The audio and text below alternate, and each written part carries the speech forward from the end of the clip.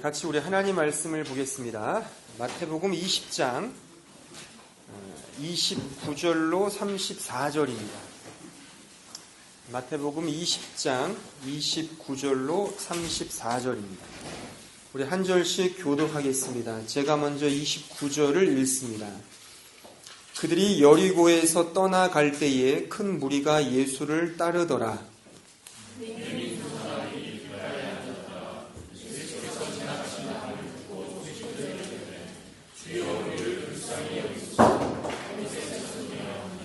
무리가 꾸짖어 잠잠하라 하되 더욱 소리질러 이르되 주여 우리를 불쌍히 여기소서 다윗의 자손이여 하는지라.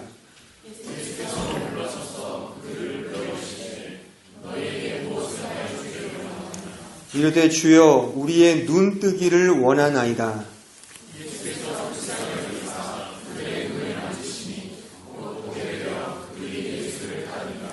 아멘.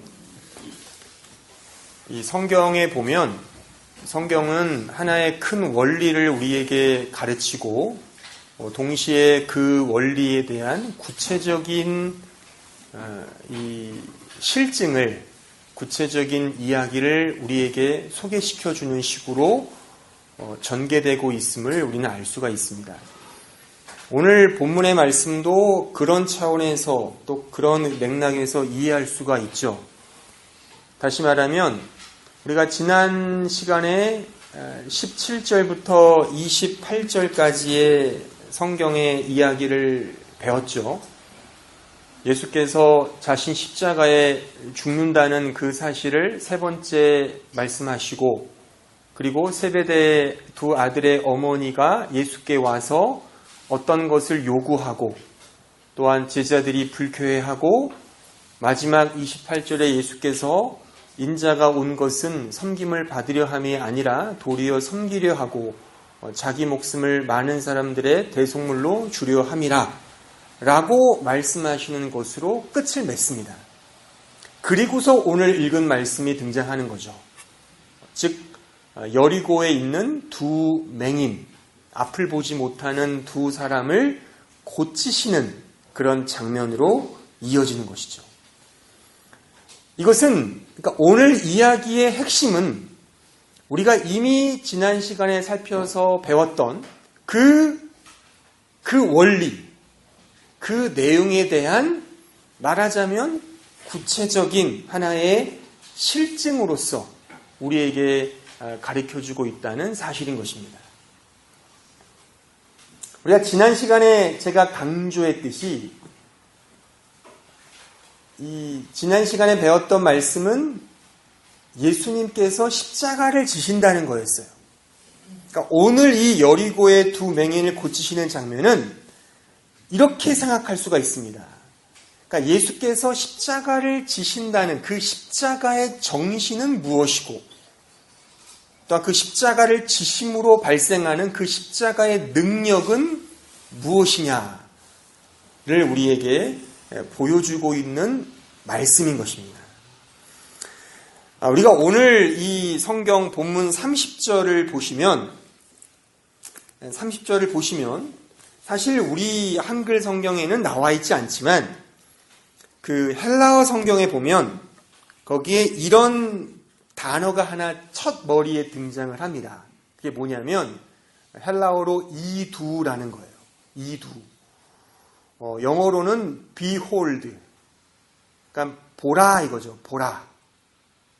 이것은 하나의 첨가적 표현이고, 그러니까 마태가 이 복음서를 쓰면서 이런 behold라는 말을 쓴 이유는 강조하기 위해서, 이제 이어서 나올 것에 대하여 이제 봐라 그러면서 하는 말이죠. 또한 주의를 환기시키기 위해서 봐라, 이제 중요한 말이 나간다 이겁니다.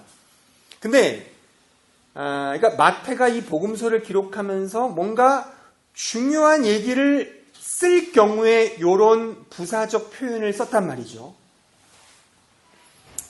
자, 우리 20장 우리 거기 18절을 보시면 이렇게 시작이 됩니다. 본문 전에 보라, 우리가 예루살렘으로 올라가노니 인자가 대제사장들과 서기관들에게 넘겨짐에 그들이 죽이기로 결의하고 라고 되어 있어요. 즉 이 18절의 말씀도 보라라고 되어 있는 거죠. 보라. 그리고 오늘 본문 30절도 보라로 시작되는 거죠. 그러니까 18절과 30절 사이에는 모종의 어떤 관계가 있음을 우리는 충분히 짐작할 수 있죠. 왜냐하면 마태가 글을 쓰면서, 그러니까 영감을 받아서 성경을 기록하면서 그냥 쓰진 않았을 거 아니에요. 그러니까 제가 예전에도 말씀드렸지만 글을 써보신 분들은 알겠지만 다 어떤 의미 있기 때문에 글을 쓰고 단어를 붙이는 거거든요. 그러니까 보라, 예수님이 죽으신다. 보라, 여리고의 맹인이 와서 예수가 그를 고쳤다 이겁니다. 이게 어떤 맥락이 있는 줄 아시겠습니까?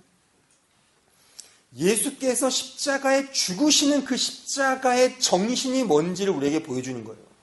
그게 뭐냐면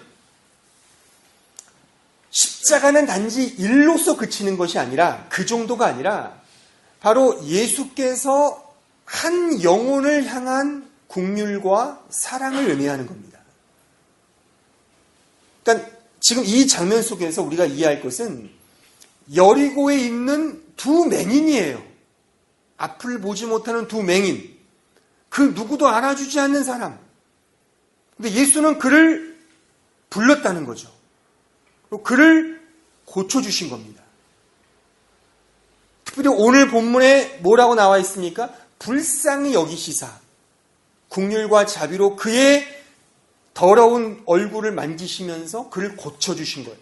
이것이 십자가에 담겨져 있는 중요한 정신이라는 사실입니다. 우리가 오늘 본문의 말씀을 좀 더 풍성하게 이해하기 위해서 다른 공간복음에서 이 사건을 어떻게 묘사하고 있는지를 한번 좀 읽어보고자 합니다.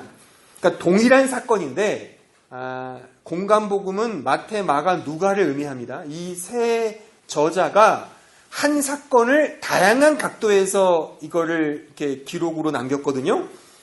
그러니까는 그러니까 특히 마가복음에는 이렇게 되어 있습니다. 마가복음 10장 46절에 한번 가보시겠습니다. 우리 52절까지는 다 같이 함께 읽어보겠습니다. 시작. 그들이 여리고에 이르렀더니 예수께서 저들과 허다한 무리와 함께 여리고에서 나아가실 때에 디메오의 아들 맹인 거지 바디메오가 길가에 앉았다가 나사렛 예수시란 말을 듣고 소리질러 이르되 다윗의 손 예수여 나를 불쌍히 여기소서 하거늘 많은 사람이 꾸짖어 잠잠하라 하되 그가 더욱 크게 소리질러 이르되 다윗의 손이여 나를 불쌍히 여기소서 하는지라 예수께서 머물러 서서 그를 부르라 하시니 그들이 그 맹인을 부르며 이르되 안심하고 일어나라 그가 너를 부르신다 하매 맹인이 겉옷을 내버리고 뛰어 일어나 예수께 나아오거늘 예수께서 말씀하여 이르시되 내게 무엇을 하여 주기를 원하느냐 맹인이 이르되 선생님이여 보기를 원하나이다 예수께서 이르시되 가라 내 믿음이 너를 구원하느니라 하시니 그가 곧 보게 되어 예수를 길에서 따르니라. 누가복음은 시간상 읽지는 않겠습니다. 근데 동일한 비슷한 말씀이거든요. 근데 우리가 이 마가복음에서 좀 달리 표현된 것 중에 하나가 그 맹인 중 한 사람의 이름이 기록됐다는 거. 그러니까 바디메오라는 겁니다. 그리고 오늘 본문에는 기록되지 않지만 마지막에 이 마가복음에서는 내 믿음이 너를 구원했다라는 식으로 되어 있다는 겁니다. 그러니까 이것을 종합해 보면 결국에 십자가를 진다는 게 뭐냐 이겁니다. 예수께서 십자가를 지신다는 것, 그 십자가의 사역은 단순히 일로서 어떤 일을 하기 위한 차원이 아니라 그 예수님께서 그 한 영혼을 향한 긍휼과 불쌍히 여기는 그 마음, 그것을 우리에게 이 사건을 통하여 보여주고 있다는 사실인 것이죠. 그러니까 예수님은 그 영혼을 불쌍히 여기시고 내 믿음이 너를 구원했느니라 라는 이런 명명 속에 그를 고쳐주시고 그를 이 복음의 자리로 초대하는 이러한 장면이 바로 이 바디메오, 이 맹인을 고치시는 사역 속에 담겨져 있는 첫 번째 의미인 것입니다. 또한 십자가를 추구하는 우리 신자들이 가져야 할 동일한 마음인 것이죠. 그러니까 이 당시에 이 거지이면서 앞을 보지 못하는 맹인을 한번 생각해 보십시오. 그 누구도 알아주지 않고 그 어느 자리에서나 낄 수 없는 이러한 가장 천대받고 가장 멸시받는 사람 중에 한 사람이 바로 이런 사람들이죠. 그러니까 누구도 알아주지 않았죠. 심지어 오늘 말씀도 기록됐지 않습니까? 그러니까 막 소리 지르니까 야, 좀 조용히 해. 저리 가. 그렇게 핀잔을 받는 위치가 이런 사람들이었어요. 상상컨대 만약 그 당시에 귀족이나 잘 나가는 사람들이 예수여라고 했으면 와, 어서 오세요. 빨리 가세요. 라고 아마 양보하면서까지 그를 예수 앞으로 이렇게 가게 했을 것입니다. 근데 힘도 없고 백도 없고 가진 것도 없고 심지어 신체 장애가 있고 게다가 거지고 그 누구도 알아주지 않았어요. 그런데 그 중에 딱 한 사람, 바로 예수님만이 그를 알아보고 이리 오라. 그의 눈을 어루만지시고 그 불쌍히 여기는 마음으로 그를 고쳐주시는 이것이 십자가의 정신인 것입니다. 우리가 추구해야 할 십자가의 가치인 것입니다. 우리가 이런 마음으로 살아야 되는 거예요, 사실. 그러니까 십자가를 믿는다, 십자가의 정신을 추구한다는 것은 예수님의 이런 마음을 본받는 겁니다. 그러니까 예수께서 십자가를 지신 이유가 뭡니까? 일로서 지신 게 아니잖아요. 영혼을 사랑했기 때문에 우리가 잘 아는 말씀처럼 하나님이 세상을 이처럼 사랑하사 그래서 십자가를 지신 것이죠. 이것이 십자가의 정신입니다. 또 우리도 걸어가야 할 그 십자가의 길인 것입니다. 그러니까 예수를 믿는다는 것은 이런 겁니다. 가장 누구도 알아주지 않는 어떤 사람, 인기도 없고 보잘것없는 그 길을 마다하지 않는 것, 이것이 바로 신자가 걸어가야 할 십자가의 길인 것이죠. 이렇게 십자가의 길을 말하면 종종 이런 식으로 반응을 합니다. 십자가는 굉장히 남다른 길이고 굉장히 고난의 길이고 굉장히 어려운 길이다라고 말을 합니다. 그런데 가만히 생각해 보십시오. 왜 십자가의 길이 남다르고 왜 고난이고 왜 어려운 줄 아십니까? 이것이 세상의 가치와는 다르기 때문에 그런 겁니다. 그러니까 제가 앞서 말씀드렸듯이 세상의 가치는 가진 사람 위주고 기득권 위주고 잘난 사람들이 이 세상에서 떵떵거리는 그런 체계 속에 이 사회가 운영됩니다. 사실 그렇잖아요. 그러니까 힘없고 백없는 사람들은 발언권도 없어요. 그렇잖아요. 그러니까 지금 이렇게 보세요. 그러니까 이 장면을 만약에 세상적 가치를 가지고 있는 사람들이 본다면 저기 앞에 서 있는 목사는 뭔가 힘이 있는 사람이겠구나. 이렇게 대중들은 뭔가 힘이 없는 사람이겠구나라고 생각할 겁니다. 그렇잖아요. 그러니까 이 교회 공동체도 사실 세상의 가치를 전혀 무시한 채 운영되는 것은 아닙니다. 하지만 저와 여러분들이 기억할 것은 우리 모두는 다 예수님이 걸어가신 그 십자가의 길로 초대를 받아서 그 길을 걷고 있는 사람들이에요. 근데 그 길이 고난인 이유는 세상의 가치와는 전혀 상반된 길이기 때문에 그런 겁니다. 세상이 알아주는 사람, 우리 신자들은 그런 사람들보다 더 헐벗고 굶주리고 힘든 사람들 편에 서서 그들 입장에 서서 그들 편에 서서 그들을 도와주고 그들 편에 서서 그들의 어려움에 눈물을 닦아주는 것, 그것이 바로 우리 신자가 걸어가야 할 십자가의 길인 것입니다. 그래서 성경은 이렇게 말하고 있죠. 우리 마태복음 5장 43절을 볼까요?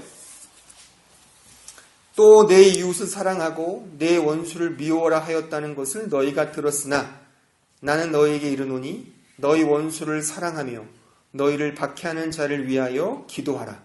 이같이 한즉 하늘에 계신 너희 아버지의 아들이 되리니 이는 하나님이 그 해를 악인과 선인에게 비추시며 비를 의로운 자와 불의한 자에게 내려주심이라. 너희가 너희를 사랑하는 자를 사랑하면 무슨 상이 있으리요? 세리도 이같이 아니하느냐? 또 너희가 너희 형제에게만 무난하면 남보다 더하는 것이 무엇이냐? 이방인들도 이같이 아니하느냐? 마지막 46절과 47절을 주의 깊게 보십시오. 그러니까 우리가 이것이 세상의 가치입니다. 세상은 give and take예요. 주고 받는 거예요. 이것에 대해서 하등 문제될 게 없어요. 이것은 말하자면 공리주의고 말하자면 이성주의고 합리주의고 자본주의 사회에서의 지당한 법칙이죠. 사랑을 받고 사랑을 주고 이런 식의 이거는 전혀 문제가 없어요. 그러나 이렇게 하면 신자가 아니라는 거예요. 신자는 예수님처럼 사랑할 수 없는 자를 사랑하고 무난할 수 없는 자에게 무난 인사를 던지는 것. 이게 우리 신자가 걸어가야 할 십자가의 정신이라는 겁니다. 만약 보편적 가치만 추구한다면 아니 세리와 바리새인과 다를 바가 뭐냐는 거예요. 그들도 그렇게 하지 않냐. 진정한 제자라면 그 정도가 아니라 그 이상을 해야 된다는 말인 것이죠. 이것이 우리가 이 본문 속에서 예수께서 알아주지 않는, 그러니까 본인이 나는 십자가를 지러 간다 라고 말씀하시면서 보여주신 그 이후의 이야기라는 거예요. 단지 그냥 모든 인류를 위해서 내 목숨 던진다 이런 말하자면 어떤 공적인 의미에서의 멋진 자기 선언, 자신의 어떤 가치를 드러내고자 하는 그런 일로서 그 사역으로서의 행위가 아니라 그의 따뜻한 마음, 그 누구도 알아주지 않는 어떤 한 거지 맹인을 돌보시고 그에게 진정한 가치를 부여해 주시는 이런 마음, 이것이 십자가의 길을 걸어가는 예수님의 마음이었고 또 우리도 추구해야 할 신앙생활의 가치라는 사실을 우리 이 말씀 속에서 배울 수가 있는 것입니다. 또 하나는 이것이 사실 오늘 설교의 핵심인데 또 하나는 오늘 이 본문, 이 바디메오의 이 눈을 고치시는 이 장면을 통해서 우리는 예수께서 십자가를 지시는 그 십자가의 능력이 무엇인지를 우리에게 보여주고 있습니다. 그러니까 눈을 뜬다는 것은 단순히 신체적이고 육신적인 이 시각을 본다는 의미도 분명히 있지만 보다 더 영적인, 보다 더 약간 추상적인 의미로 가면 그것은 우리의 영적인 눈이 열린다는 것을 의미하는 거예요.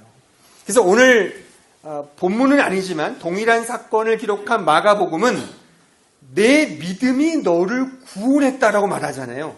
그러니까 너의 눈이 이제 떴다는 겁니다. 그 눈이 떴다는 게 단지 육체의 시야가, 육체의 어떤 그 시각이 보여졌다는 의미만이 아니라 이제 보지 못했던 그 하나님, 보지 못했던 믿음의 자리에 가게 되었다는 사실을 의미하는 거예요. 그래서 그 이후에 공간복음 모두가 그렇지만 뭐라고 되어 있습니까? 그가 이제 예수를 쫓았다라고 이 이야기의 끝을 맺고 있다는 사실이죠. 이 눈을 떴다는 것은 바로 이제 봤다는 겁니다. 그러니까 하나님을 보고 하나님을 믿게 되었고 하나님을 알게 되었다는 사실인 것이죠.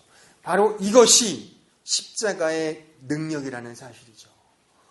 예수께서 지신 십자가의 능력이 타락하여 죽은 인간의 영혼을 새롭게 변화시켜 하나님의 사람으로 살게 하시는 그 은혜의 능력, 바로 그것을 이 바디메오의 사건을 통해 우리에게 보여주고 있다는 사실인 것입니다. 이렇듯 본다는 것은 다의적인 뜻을 내포하고 있습니다. 이 본다는 말의 라틴어 동사가 이 비데오예요. 그러니까 비디오. 근데 이 비데오는 육체적으로 본다는 뜻도 있지만 사실 보다 더 중요한 뜻은 지각하고 깨닫다라는 뜻을 담고 있습니다. 사실 우리가 영어로도 그랬잖아요. I see you 하면 나는 너를 본다도 되지만 I know you도 되는 거죠. 나는 너를 알고 있다. 라는 뜻도 되는 거죠. 어떤 사실을 I see you, I see it 이렇게 얘기하는 거죠. 그러니까 이것은 말하자면 내가 본다는 것은 어떤 사물에 대하여, 그러니까 알지 못했던 것에 대하여 눈을 떴다는 의미를 말하는 거죠. 그러니까 반면에 무지하다는 것, 그러니까 보지 못한다는 거죠. 그러니까 무지몽매하는 거잖아요. 어떤 것에 대하여 무지몽매하다는 것은 그것에 대하여 보지 못한다는 거죠. 게다가 내가 잘못된 봄 속에, 잘못된 이 관점 속에 이렇게 사로잡혀 있는 것을 선입견이라고 합니다. 그러니까 선입견이라는 말은 내가 정당한 그 사물의 본질을 알기 전에 그냥 이렇게 선무당에 사람 잡듯이 그냥 대충 아는 그것을 선입견이라고 해요. 그러니까 그 선입견, 잘못 보는 거죠. 거기로부터 헤어나와야지만 진정한 본질과 진정한 지혜라고 그렇게 말하는 거예요. 일반 이 보편적 이 학문 속에서. 그래서 예를 들면 그 예전에 그 16세기 그 영국의 철학자였던 프란시스 베이컨이 자신의 그 주조에서 이런 말을 해요. 우리 인간이 선입견이 있는데 그 선입견이 4가지가 있다는 거예요. 4가지의 선입견으로부터 헤어나와야지만 진정한 본질, 진정한 가치를 알 수 있다라고 말을 합니다. 그 4가지 그 선입견을 4대 우상이라고 말하는데 뭐 종족의 우상, 시장의 우상, 이런 극장의 우상 그런 것들이 있어요. 그러니까 그런 우상으로부터 벗어나야지 진정으로 우리가 참된 본질을 알 수 있다라고 말을 합니다. 또한 게다가 그 유명한 플라톤이라는 철학자도 우리가 진정한 본질을 못 보게 하는 이유는 우리 모두는 다 동굴 속에 갇혀 있다는 거예요. 그래서 동굴 속에 갇혀서 묶여 있어서 이 밖의 세상을 보지 못하고 단지 동굴 속에서 비치는 빛의 그림자만 볼 수 있다는 거죠. 그러니까 만약에 여기에 빛이 비추는데 어떤 사물에 빛이 비춰서 그림자가 나왔다고 생각해 봅시다. 그림자만을 보고 그 사물의 진정한 가치를 알 수 있을까요? 모르는 거죠, 그게.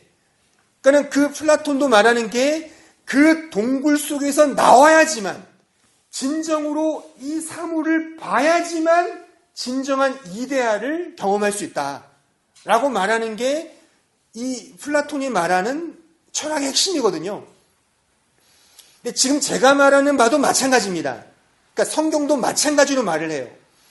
이를테면 우리가 그 시편 119편 8절에 보면 이런 말씀이 있습니다. 시편 119편 18절에 보면 내 눈을 열어서 주의 율법에서 놀라운 것을 보게 하소서. 내 눈을 열어서 주님의 율법에, 주님의 말씀에 그 놀라운 사실을 깨닫게 하소서. 그러니까 우리의 눈을 열어주소서라는 그런 말씀들이 성경에 대단히 많습니다.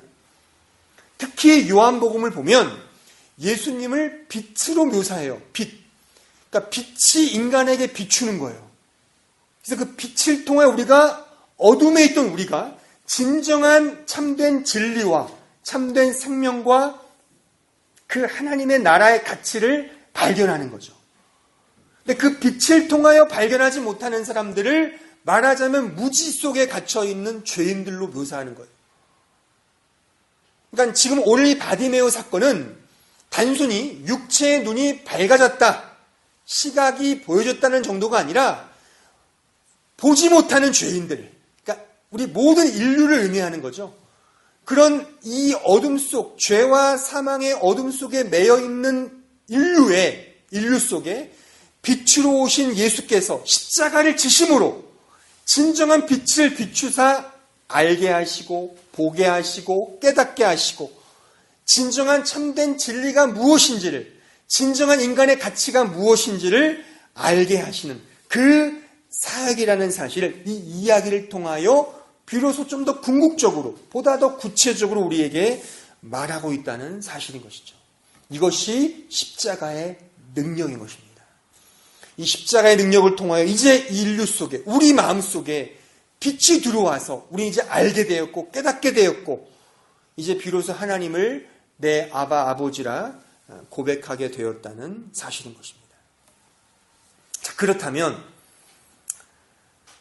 우리는 좀 더 이걸 구체적으로 말을 해서 그럼 어떻게 볼 수 있는가에 대한 좀 더 구체적인 내용까지 좀 한 걸음 더 들어가 보도록 합시다. 물론 정답은 있죠. 예수님이 십자가를 지심으로 그 빛이 우리에게 비췄죠. 그래서 우리가 어떻게 볼 수 있는가? 어떻게 하나님을 볼 수 있는가? 바로 예수께서 십자가를 지심으로 그 십자가의 능력으로 우리가 보게 된 것입니다. 하지만 이것을 좀 더 이렇게 논리적으로, 그러니까 논리라고 한다면 성경에 나타나 있는 표현으로 말한다면 좀 더 어떻게 이것을 표현할 수 있을까라고 우리가 생각할 수 있는데, 자, 요한복음 14장으로 한번 가보실까요? 요한복음 14장 26절입니다. 대단히 중요한 말씀인데요. 다 같이 함께 읽어보겠습니다. 시작. 보혜사 곧 아버지께서 내 이름으로 보내실 성령, 그가 너희에게 모든 것을 가르치고 내가 너에게 말한 모든 것을 생각나게 하리라. 자, 예수께서 십자가를 지셨어요. 그 십자가를 지신 그분의 공로가 우리 각 사람에게 어떻게 적용되는가? 어떻게 빛이 비춰서 이제 눈을 떠서, 영적인 눈이 떠서 주님을 보게 되는가? 바로 성령께서 우리에게 오셔서 그렇게 하신다는 그런 말씀인 것입니다. 그러니까 이것을 좀 더 이렇게 좀 어려운 용어를 제가 하나 쓰면 이 성령의 조명하심이라고 합니다. 그러니까 the illumination of the Holy Spirit. 성령의 illumination, 비추심이라고 말을 해요. 그러니까 조명, 빛이 조명한다는 얘기잖아요. 그러니까 빛이, 성령의 빛이 우리에게 조명해서 내 눈을 뜨게 했다는 거예요. 그러니까 이런 사역을 통해 우리가 이제 비로소 눈을 떠서, 그러니까 바디메어가 눈을 떴듯이 눈을 떠서 이제 하나님을 알게 되고 하나님을 만나게 되고 하나님을 아바 아버지라 부르게 됐다는 뜻이죠. 이것이 성령의 사역인 것입니다.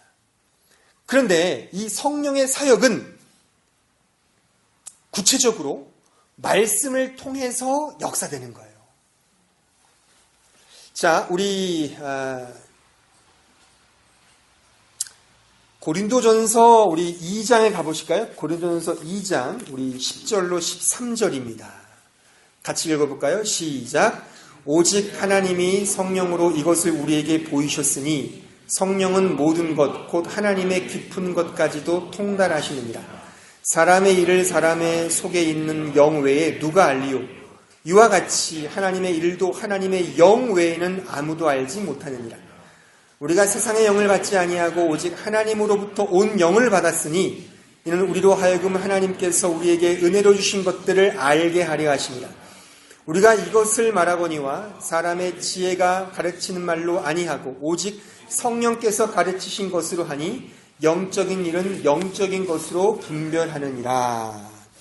자, 그러니까 지금 이 말씀이 제가 지금 설명한 이 내용입니다. 우리가 어떻게 하나님을 알 수 있는가? 성령이 우리 안에 오셔서 나의 보지 못하는 영적인 눈을 밝히시고 하나님을 비로소 알게 하신다는 거예요. 근데 그 알게 하심이 성령의 주권적인, 그분의 주도적인 사역이지만 그 성령께서 말씀을 통하여 말씀과 함께 역사하신다는 것은 우리가 아까 읽었던 요한복음 16장의 말씀처럼 예수께서 가르치신 것을 생각나게 하신다는 차원에서 이 말씀과 함께 성령이 우리 안에 깨닫게 하시고 역사하신다는 의미인 것입니다. 쉽게 말하면 보십시오. 여러분들 그런 경험이 있지 않아요? 우리가 성경을 주구장창 읽어요. 이게 지금 우리 주일학교에서 성경 읽기 하거든요. 그러니까 우리 성경 무조건 암송시키는 거예요, 애들에게. 그래서 제가 알기로 오늘 창세기 1장 1절 하나님이 태초에 천지를 창조하시느니라 그걸 외웠어요, 애들이요. 뭔 말인지는 모를 거예요, 아마. 근데 이게요, 어느 순간 성령께서 그 아이들 마음속에 역사하시면, 역사는 히스토리가 아니라 웍스입니다. 일하시면 이제 그 말씀, 읽었던 말씀이 하나님이 이런 분이구나를 비로소 깨닫게 된다는 거죠. 그렇죠? 이런 작용이 우리의 지성과 우리의 마음속에 함께 역사되는 거죠. 그러니까 성령이 그렇게 역사한다는 거예요.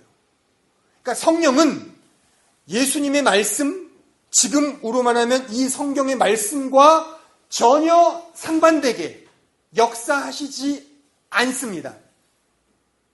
그러니까 성령은 독단적으로 자신이 직접 우리에게 어떤 부분을 계시하거나, 그래서 소위 직통 계시겠죠. 그런 식으로 우리에게 역사하시지 않고 이 말씀의 원리를 가지고 우리에게 역사하신다는 사실이에요.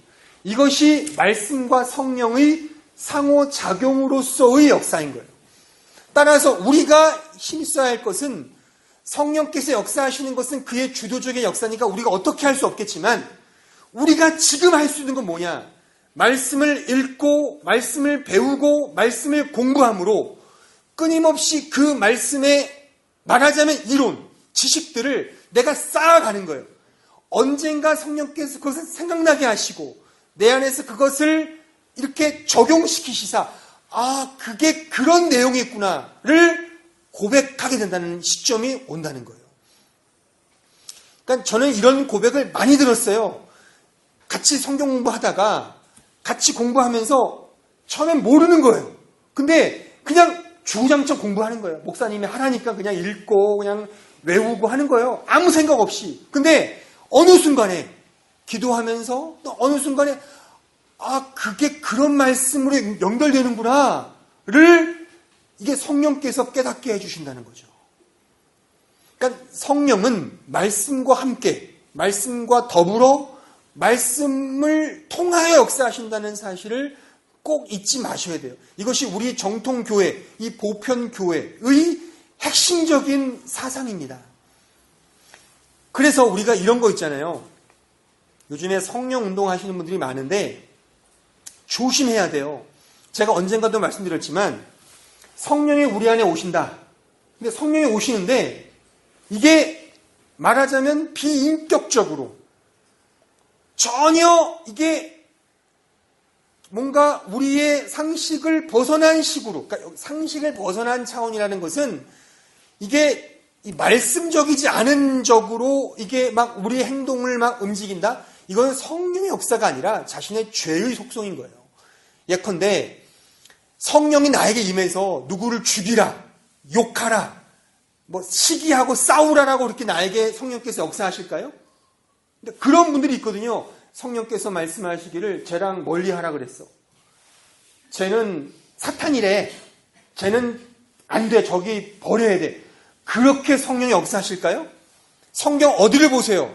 누구를 욕하고 누구를 죽이라 그런 말씀이 있습니까? 그러니까 이런 맥락이 모른 채 성경의 그런 이해를 없이 그냥 자기 느낌, 자기 필링 그러면서 성령이 다 인도했다는 거예요. 이건 굉장히 무서운 겁니다. 그러니까 제가 언젠가 말씀드렸지만 제가 예전에 대학 다닐 때 저도 대학 때부터 교회 신앙생 했으니까 어떤 선교단체에 가서 기도하는 선교단체에 누가 오라고 해서 갔어요. 은혜 충만히 받는데요. 따라갔어요. 저도 모르고. 갔는데 같이 손잡고 통성기도 하는 거예요. 막 기도하고 성령님 오세요. 막 기도. 저도 했죠 뭐. 근데 옆에서 어떤 지체가 막 갑자기 막 우는 거는 이해를 하죠. 근데 막 임신한 것처럼 막 기역질을 하고 토하는 거예요 막. 이게 뭐지? 이 사람 왜 토할까? 막 오바이트를 하는 거예요 막. 전 놀랬죠. 이런 광야는 처음이니까. 그래서 여기는 이렇게 아주 엄청나게 기도하는구나. 끝나고 같이 나누는데 다들 박수 치는 거예요. 성령 받았다고. 그러니까 저는 제 귀를 의심했죠. 아니, 성령을 받으면 오바이트를 하는 거래요. 그러니까 왜 그러냐니까 내용은 그럴싸해요. 이 오바이트가 상징하는 게 내 안에 있는 죄가 나온다는 거예요. 그러니까 죄가 나오는 거를 형상화해서 자기의 그 뱃속의 음식물을 나오는 걸 이제 성령 충만받아 옛 것은 지나가고 새 것이 들어왔다는 거죠. 근데 너무 더티한 거죠. 제가 옆에서 볼 때는. 그래서 다시는 거기는 가면 안 되겠구나 생각을 했었어요. 그러니까는 그게 사실 성경에 없잖아요. 그러니까 우리 보편적인 생각 속에서 오바이트를 해야지만 성령 충만한다. 이게 좀 그렇잖아요. 그러니까 제가 말씀드리는 것은 성령의 인도하심은 말씀의 그 경향성. 우리가 고지곳대로 말씀이 우리에게 인용되고 적용된다라고 말할 수 없겠지만 성령의 자유로운 역사가 있으시니까. 다만 그 성령의 충만을 받으면 우리가 얼마나 더 말씀의 경향성으로 살게 하는지. 그러니까 제가 지난주 주일학교에도 말했지만 성경 이 66권을 응축해 나오는 단어가 결국에 하나님의 사랑이거든요. 또한 그 사랑은 십자가의 사랑이거든요. 그러니까 그 십자가의 사랑을 내가 얼마나 나의 삶을 통하여 실천하며 순종하느냐, 이게 성령 충만이거든요. 그러니까 그 사랑을 내가 실천하지 않는 식으로의 성령 충만이면 그것은 성령 충만이 아닐 가능성이 크다는 거죠.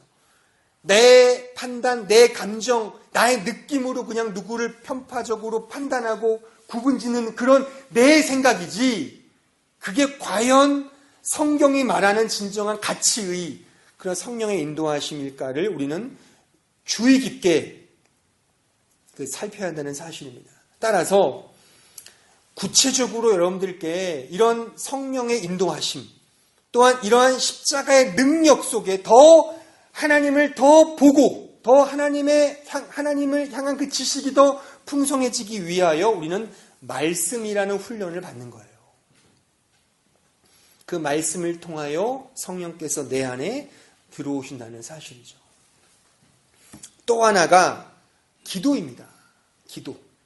기도를 통하여 그 성령께서 내 안에 어떻게 역사하시는지에 대한 그 훈련을 우리가 할 수 있다는 사실이죠. 우리 로마서 8장 26절로 27절을 보실까요? 로마서 8장 26, 27절 다 같이 보겠습니다. 시작. 이와 같이 성령도 우리 연약함을 도우시나니 우리는 마땅히 기도할 바를 알지 못하나 오직 성령이 말할 수 없는 탄식으로 우리를 위하여 친히 간구하시느니라. 마음을 살피시는 이가 성령의 생각을 아시나니 이는 성령이 하나님의 뜻대로 성도를 위하여 간구하심이니라. 그러니까 성령께서 우리를 향하여 말할 수 없는 탄식으로 간구하시며 기도하신답니다. 이것은 뒤집어 말하면 우리가 어떻게 반응해야 되느냐? 당연히 성령의 간구하심처럼 우리도 기도하는 거죠. 그 기도를 통하여 성령님의 마음을 헤아리고 또한 그 성령님께서 하나님을 더 밝히 알게 하시는 그 사역에 말하자면 내가 협력하는 또는 함께 발을 맞추는 보조하는 그런 역할을 우리가 우리의 기도 생활을 통하여 행하게 된다는 사실인 것입니다. 따라서 이런 말씀과 기도 이것이 그 십자가의 능력을 경험하는 우리 편에서의 구체적인 삶의 이 모습들이 되어야 합니다. 그러니까 아직 하나님의 은혜를 깊이 경험하지 못한 지체가 있다면 그래서 말씀 훈련, 기도 훈련을 하는 거예요. 말씀을 읽고 기도를 통하여 아까 제가 그 시편 119편 말씀처럼 주여 내 눈을 여셔서 내가 주님의 기이한 그 세계를 경험케 하소서. 오늘 바디메오가 했던 것처럼 나사렛 예수여 내 눈을 떠주십시오. 이렇게 간구하고 기도하는 거예요.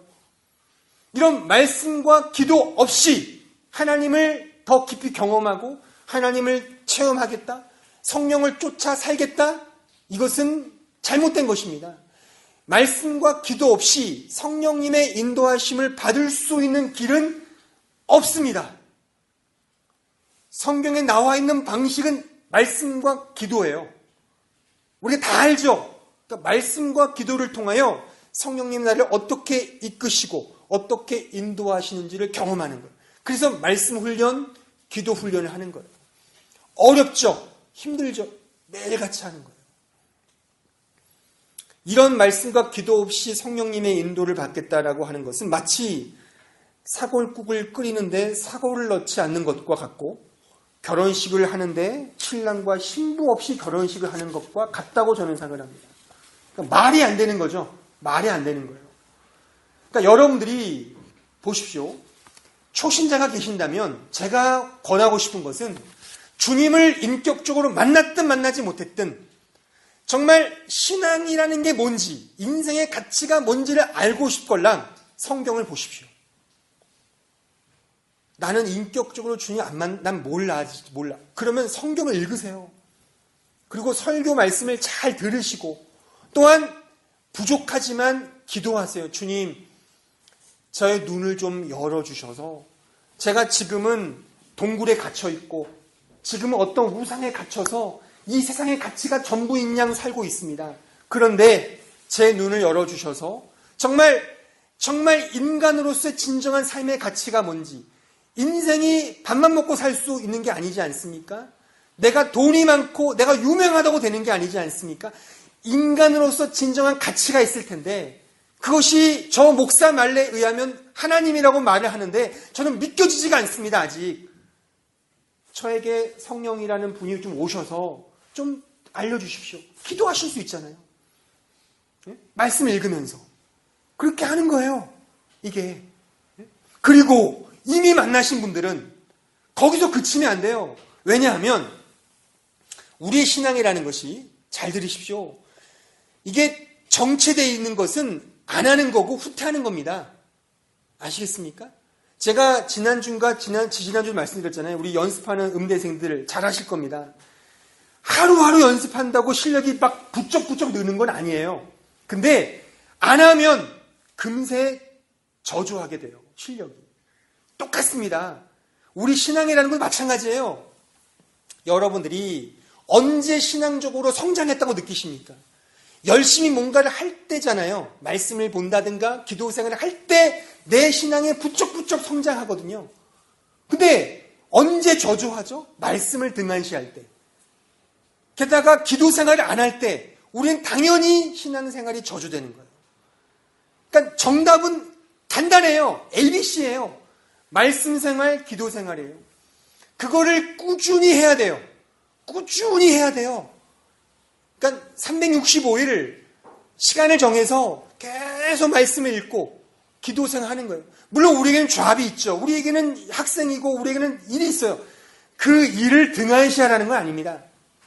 좀 말이 좀 그렇지만 짬짬이 또 하루에 5분, 10분 시간 낼 수 있잖아요. 그렇게 시간을 내서 기도 생활을 하고 말씀 생활하는 거예요. 그렇게 함으로써 내가 점점점 하나님의 그 보여주시는 성령의 조명하심을 내가 받고 그의 인도하심을 따라가는 거예요. 그러면서 나의 이 죄된 경향성이 점점점 성령의 인도하심에 부합된 그런 결정, 그런 삶으로 인도를 받는 거죠. 그런 말씀 생활, 기도 생활 없이 성령님의 인도를 받겠다? 그건 성령의 인도가 아니라 자신의 육적인 감각, 세상적 가치를 추구하고 따라가는 것이지 하나님이 원하시는 삶이 아닐 것입니다. 꾸준히 하셔야 되는 거죠. 이런 경향성을 가져야 되는 거예요. 그래서 말하자면 좀 버겁고 어렵죠. 하지만 계속 하다 보면 이게 어느 순간 이런 그 기절을, 어떤 그런 이 흐름을 탈 때가 있거든요. 그러면 우리의 신앙이 성장하는 거거든요. 믿음이 성장하는 겁니다. 그러니까 여러분들 요즘에 유튜브를 보면 그 먹방이 많아요. 저도 이렇게 이민 생활을 하면서 달라진 것 중에 하나가 저녁에 배가 고픈데 먹을 게 별로 없잖아요. 뭐 치킨을 시킬 수도 있고 뭐 앞에 나가 앞다리나 이런 데 가서 떡볶이를 먹을 수 있지만 여기는 거의 뭐 시골처럼 조용하니까 그렇다고 뭐 저녁에 또 뭘 먹으면 또 이렇게 해 먹으면 몸에 안 좋으니까 그냥 참는데 너무 또 땡기니까 유튜브를 보면 또 먹방이 잘 떠요. 대리만족을 하는 거죠. 요즘에 잘 나가는 먹방이 뭐 제가 알기로 벤츠 또 뭐 엠브로 이런 유명하더라고요. 그래서 특히 엠브로 이런 사람 보면 정말 되게 잘 먹어요. 막 이만한 걸만 먹는 거예요. 그래서 보면 야 대단하다. 근데 생각해 보건데 물론 월체 위가 큰지 모르죠. 잘 먹는 사람들이겠지만 그 잘 먹는 것도요 훈련이 필요한 거예요. 네? 그러니까 저도요 예전에 운동할 때 라면 4-5봉지를 먹었고 삼겹살 한 1.5kg를 제가 혼자 먹었어요. 제가 예전에 운동했잖아요. 초등학교 때 씨름. 모르십니까? 이 등치가 그냥 등치가 아니잖아요. 씨름을 해서 우리 씨름 그때 초등학교, 중학교 그 애들이 한 20명 됐거든요. 여름에 합숙 가면 돼지 한 마리를 잡았어요. 그러니까 부모님이 돼지 한 마리를 트럭에 싣고 와서 구워주는 거예요. 그거를 3박 4일 동안 먹어요. 먹어 치워요. 한 마리를 그냥 통째로. 그러니까 그렇게 잘 먹었죠. 근데 지금은 못 먹어요. 그러니까 이게 안 버릇하니까 안 먹는 거예요. 근데 사실 지금 저도 그래요. 만약에 살찌는 거 몸 관리 없이 그냥 무작정 먹겠다. 그러면 옛날 실력이 나올지도 몰라요. 근데 지금은 이제 위가 작아진 것 같아요. 좀만 먹어도 배가 부르긴 하거든요. 그러니까 그런 먹방 운영하는 분들 보면은 정말 잘 먹거든요. 막 치킨 4-5마리를 그냥 혼자 먹는 거예요. 그 자리에 1시간 만에. 막 짜장면 20그릇을 먹는 거예요. 근데 그게 단숨에 된 게 아니죠. 끊임없는 노력과 끊임없는, 왜냐면 그것도 자기 유튜브 관리해야 하잖아요. 그게 막 100만 명 보여주고 막 자기 또 돈이 올라가니까 막 기를 쓰고 먹는 거죠. 그렇게 또 경쟁도 하고. 그러면서 먹는데 달인이 되는 거죠. 그렇죠? 그러니까 신앙도 마찬가지입니다. 여러분들이 하나님의 그 기이한 면들을 본다? 이게 이 시간 속에 살아가는 이 신앙의 법칙 속에 그냥 되는 게 아니에요.